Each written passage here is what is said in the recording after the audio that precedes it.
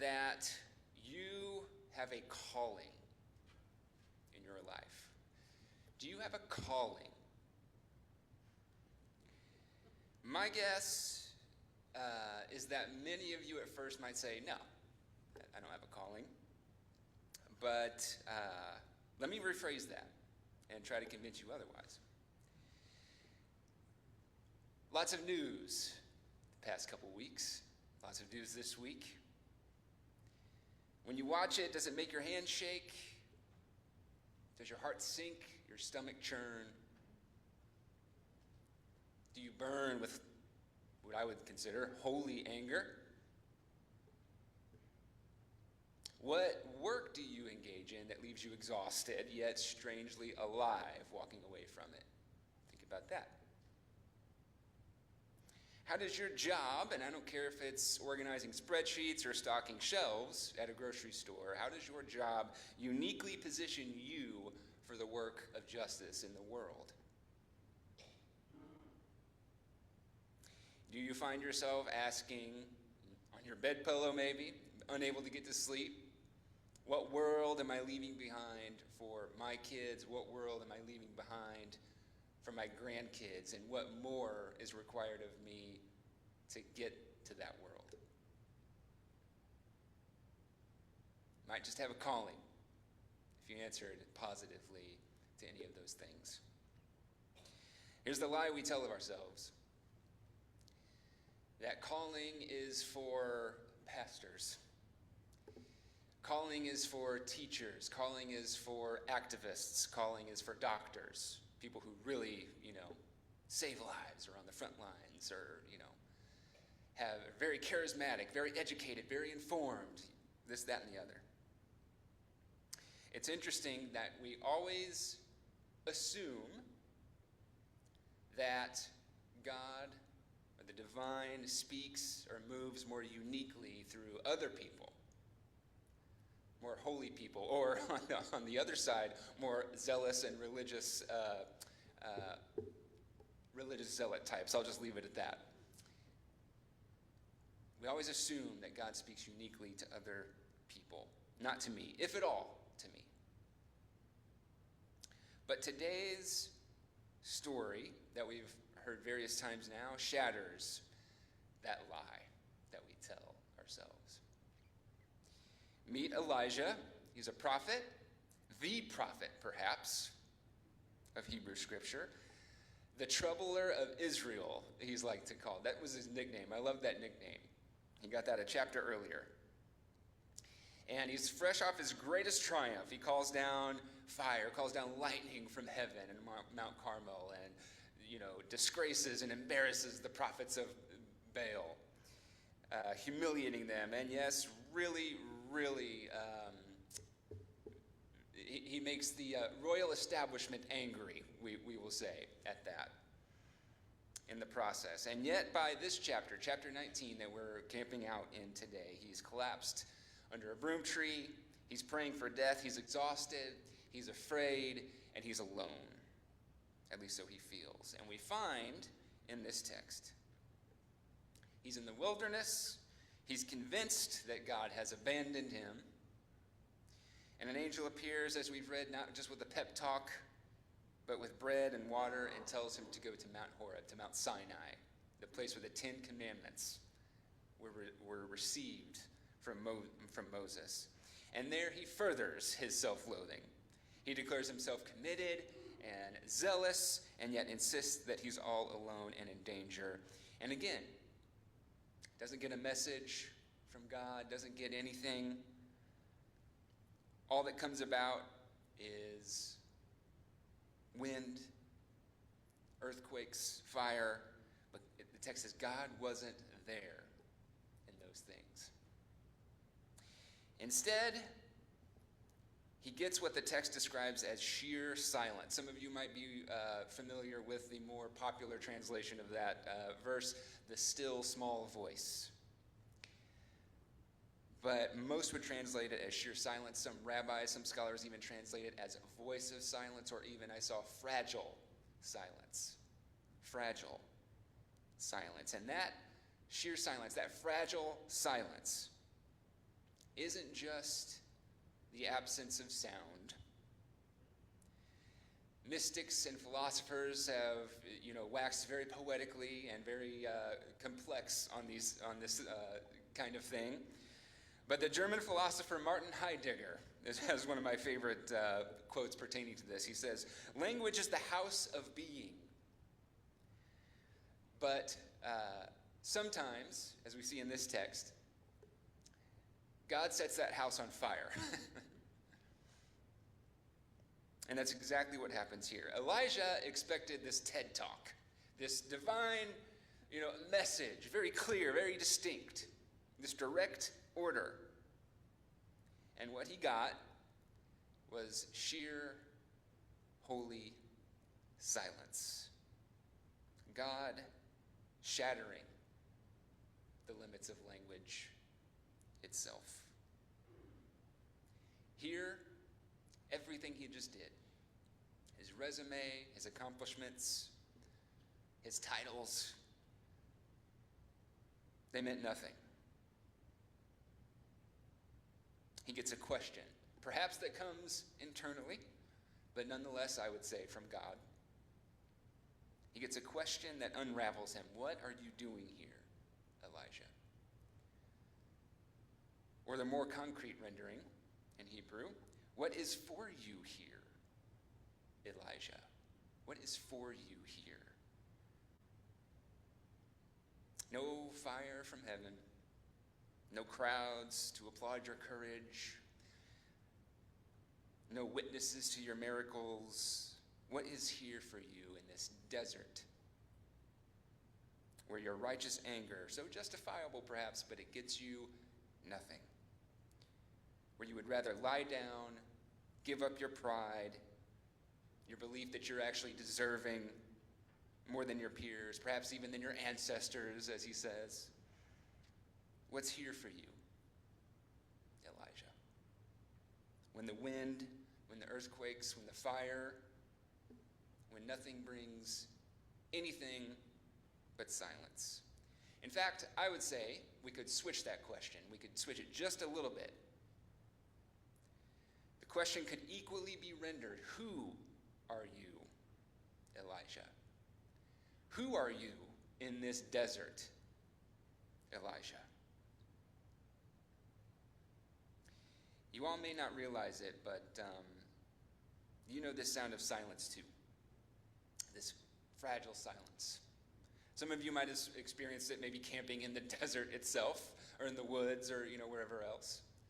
But I would stretch that, and I would get more specific. You've known this sheer silence. In an argument, when I'm sorry just isn't enough. You know this silence in the aftermath of disaster. When I have no words are the only words you can muster. You know this silence at the protest where linked arms speak louder than the people on the megaphones. When you get the diagnosis, when a friend gets the diagnosis, when a friend tells you the diagnosis, when a friend has passed away. When we see another person kidnapped, deported, all we can do is watch. When we bomb a country in the Middle East and our future as a nation is in jeopardy, perhaps, because of the idiocracy, not just of our leaders, but of others as well.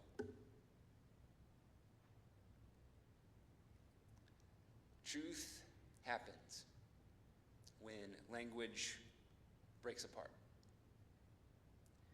Sometimes our calling, our new direction, is found when we're completely lost and when we feel like we're about to completely break, when we don't know what to do. Who are you in this desert? Where your previous understanding of how God communicates or works no longer applies, where your past experiences mislead you, where all the work that you've done or put in or contributed will not help you or serve you anymore.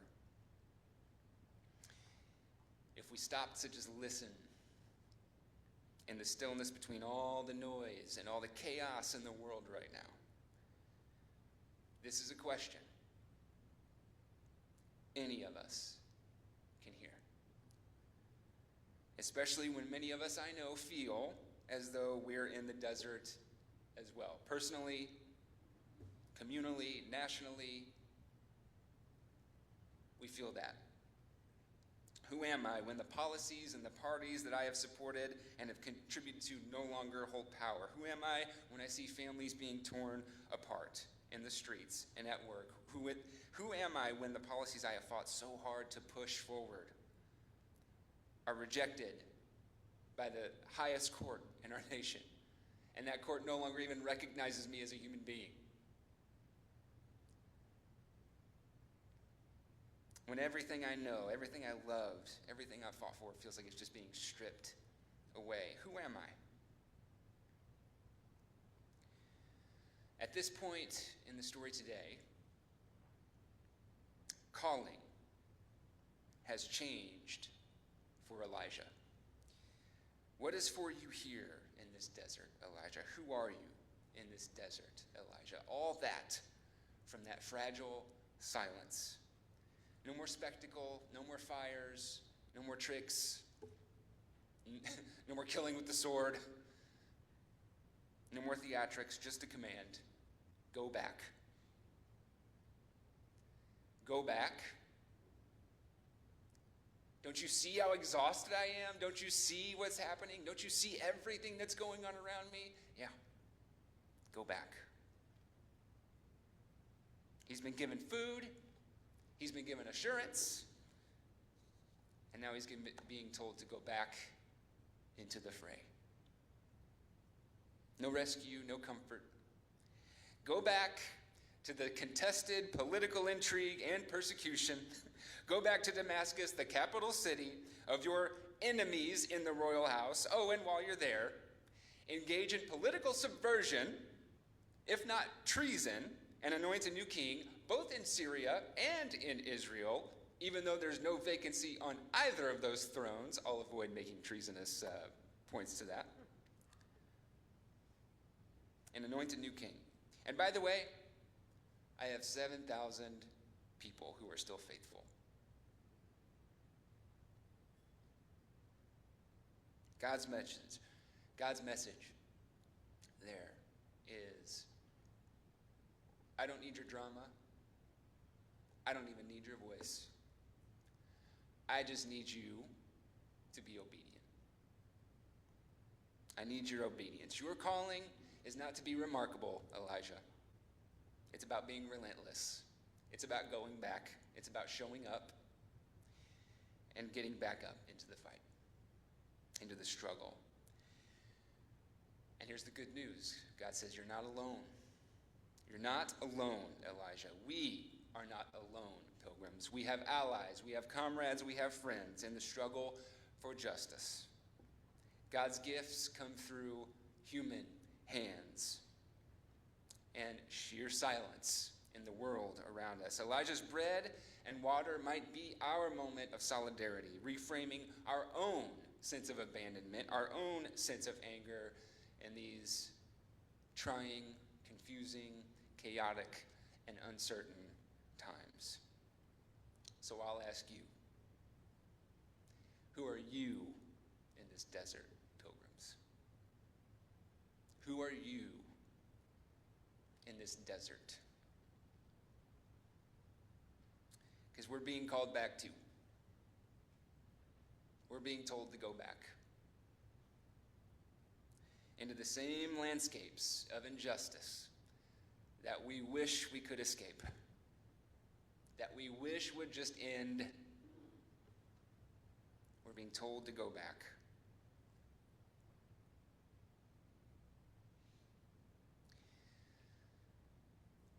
The work doesn't end when we're weary. There's a lot of people in our world right now, in our own country who are convinced that they have a calling too. That what is happening on the global stage at this moment is nothing less than God's will, God's work, and they believe they're in the middle of it. They believe that they're actually the recipients of it, to this long-awaited prophecy that Jesus is coming back and establishing, the reign and so on and so forth.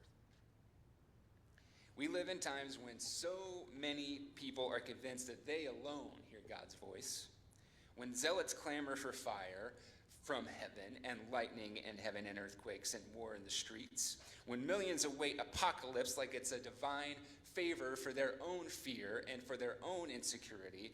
Our calling, though, is different.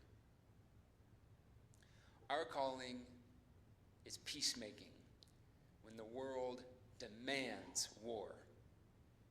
Our calling is truth-telling when lies are so prevalent and so common and so convenient. Our calling is justice doing when the system is stacked against us. That is our calling. We might not have words for what we're going through at this very moment, but we have our calling. When words fail, God is still present, God is still speaking. Not with answers, but with questions that burn from the deepest depths within us and spurn our lives, even if we're stammering towards it, spurn us towards love when language gives out. So in these uncertain times, in our desert, my encouragement to you is hold one another.